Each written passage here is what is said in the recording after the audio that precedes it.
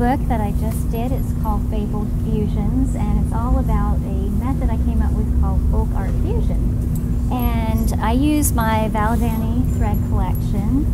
This is my folk art fusion collection, and all the projects in my book feature this wonderful variegated color fast thread. I also use, for the most part, I use the 3-strand floss, but you can use the number 12 pearl cotton as well. So let me show you some of the projects. There's 10 projects in the book. One right here, this is Orion, and he is a stargazer. This one is called A Spot of Peppermint Tea. And then here's a few others.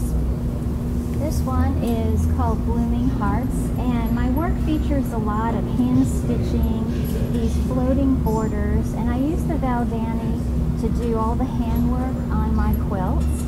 Lots of reverse wool applique and couching, and even the backgrounds of my quilts are done with the Valdani machine thread. So another project I have in the book, this is called Barrington Beads, and this is 3 separate quilts that are held together with the floating borders. And again, the Valdani is used in the hand stitching on each of the panels.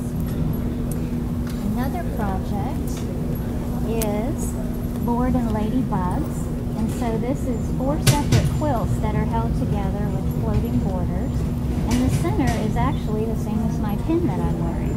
And so again, there's lots of hand stitching and detail in that, all done with 3-strand floss or a 12 pearl cotton.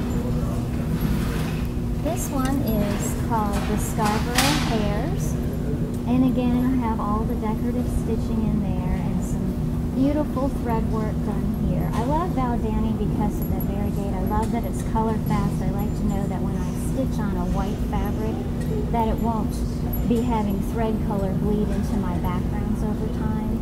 And I think it's just a wonderful product to work with.